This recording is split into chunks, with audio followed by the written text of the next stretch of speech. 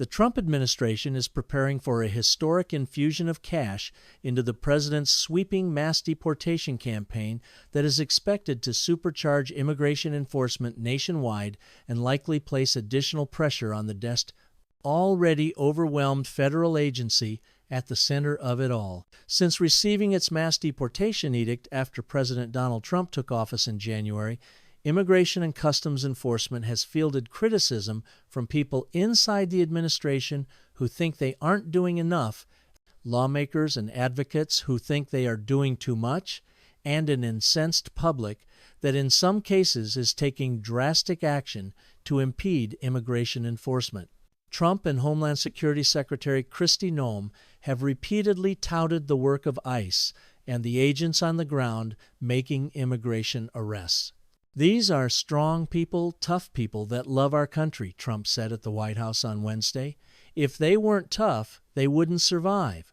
While the public messaging from the president and DHS leadership has been positive, the reality for officers is far more complicated, involving tense calls with the White House daily and working around the clock amid public backlash. ICE, a Homeland Security official told CNN, keeps getting kicked in the teeth. Now, ICE is set to receive $75 billion in funding from the president's sweeping agenda bill for detention, expansion, and enforcement and removal operations, including hiring new agents.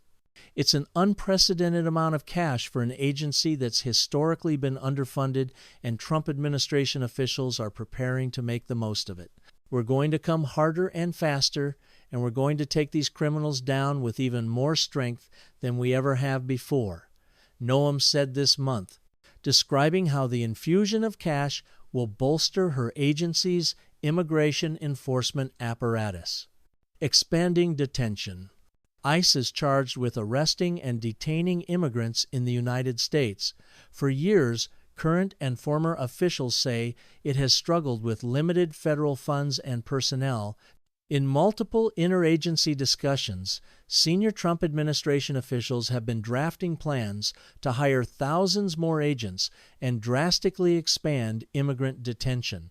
White House border czar Tom Homan told CNN he's been in regular calls with ICE and U.S. Customs and Border Protection to check on progress with contracts, though he's largely recused himself from the process given previous work, and he's in discussions over how to bring on thousands more officers and bolster the academy where they're trained. But top of mind is bringing online thousands more detention beds to keep pace with arrests. "I think we'll have 100,000 beds by the end of the year. That's a priority," Homan said. ICE was previously funded for around 41,000 beds. Homan said some of the new beds would be in permanent buildings and others in temporary structures like tents. The cash comes at a critical time for ICE, which was maxed out on detention space and was grappling with fewer than 200 available beds on a daily basis, according to Homan. Around 57,000 people are currently in ICE custody, according to federal data obtained by CNN. The increase in detention has been fueled by an uptick in arrests. But numbers have still not met the goal of 3,000 daily arrests set by Stephen Miller, the architect of Trump's immigration policy. Instead, fluctuating between 1,000 and 2,000 arrests a day, the data shows. Deportations also continue to lag, not yet outpacing the Obama administration, which was able to quickly remove recent border crossers. The pressure to pivot to immigration enforcement has also extended to components of DHS that have not typically been responsible for arresting immigrants in the interior, including the Homeland Security Investigations Arm, which focuses on a wide range of criminal activity, including human trafficking and cybercrime, among other threats to national security. Homan recognized the tension among federal agencies over the prioritization of immigration enforcement and within the ICE workforce over the daily arrest quotas. "It depends on who you talk to. The quotas are very doable, but I've heard that other agencies want to get back to their mission whenever we bring more people on board, hire more immigration people," he said. Some people like quotas, some don't, but we all work within the framework provided by the administration. A blank check?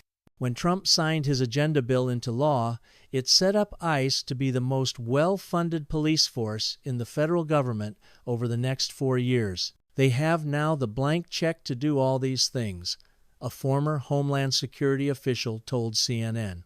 ICE alone is set to receive nearly $75 billion through 2029, including about $45 billion that is being set aside specifically to increase capacity at immigration detention centers.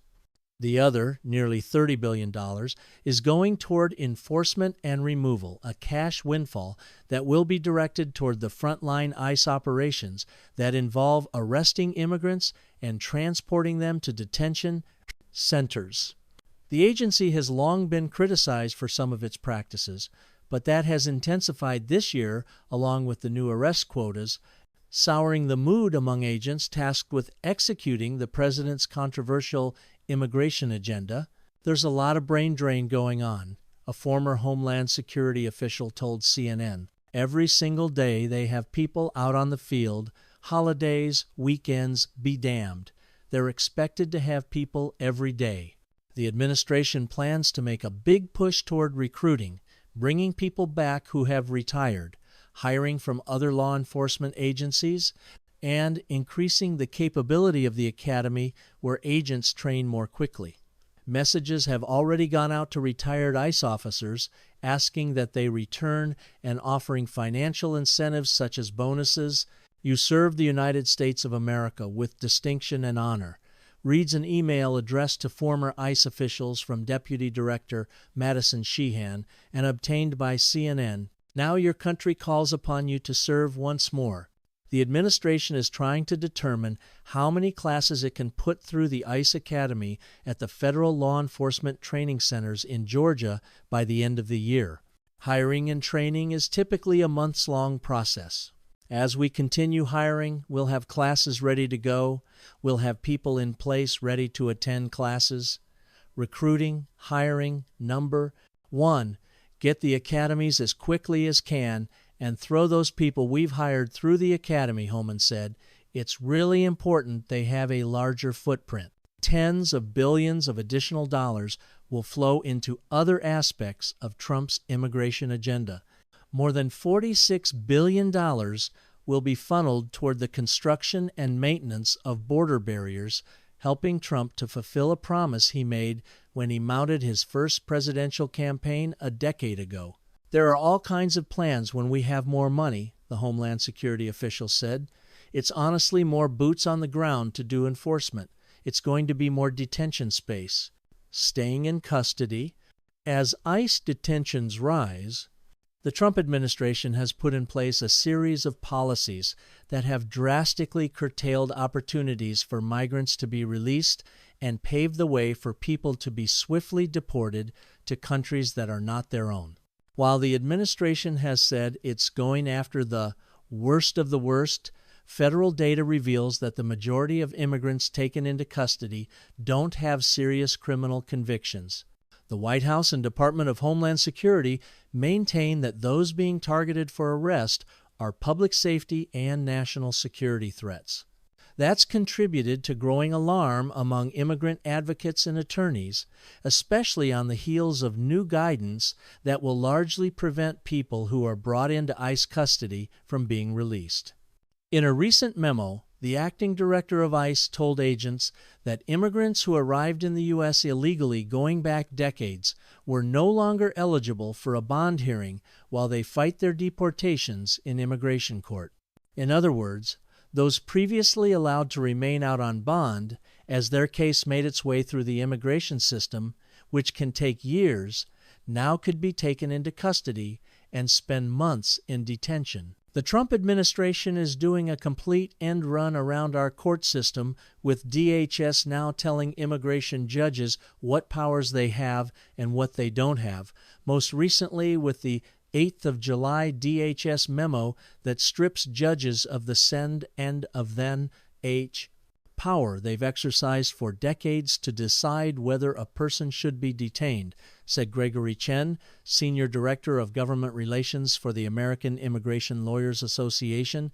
Legal orientation programs in detention facilities have also largely been dismantled after the federal government cut funding for those programs, leaving immigrants in detention with little to no resources to navigate the arduous immigration system in the moments before they're deported. It's a coin toss now. It used to be if you had no criminal history, you had some ties, you had connections here, more often or not you had bond. And that's because we lacked the bed space to keep people detained, another former Homeland Security official told CNN. Now that there's more bed space, the official added, there's no reason for ICE to want to get people released. Escalate and escalate and escalate. ICE has made a visible push to deploy officers nationwide and carry out sweeps in places that have generally been off-limits, like courthouses. The agency has also stepped up raids on farms and places where day laborers congregate, like Home Depot parking lots. Those tactics have fueled tension among Republicans, some of whom have expressed concern over enforcement actions on industries where immigrants remain a vital source of labor. We can't take farmers and take all their people and send them back because they don't have maybe what they're supposed to have, maybe not, Trump said during a June news conference, acknowledging that tension. Democratic elected officials have also criticized the agency's tactics as heavy-handed and reminiscent of some of the darkest moments in modern history. Minnesota Gov. Tim Walz has described ICE under Trump as a modern-day Gestapo.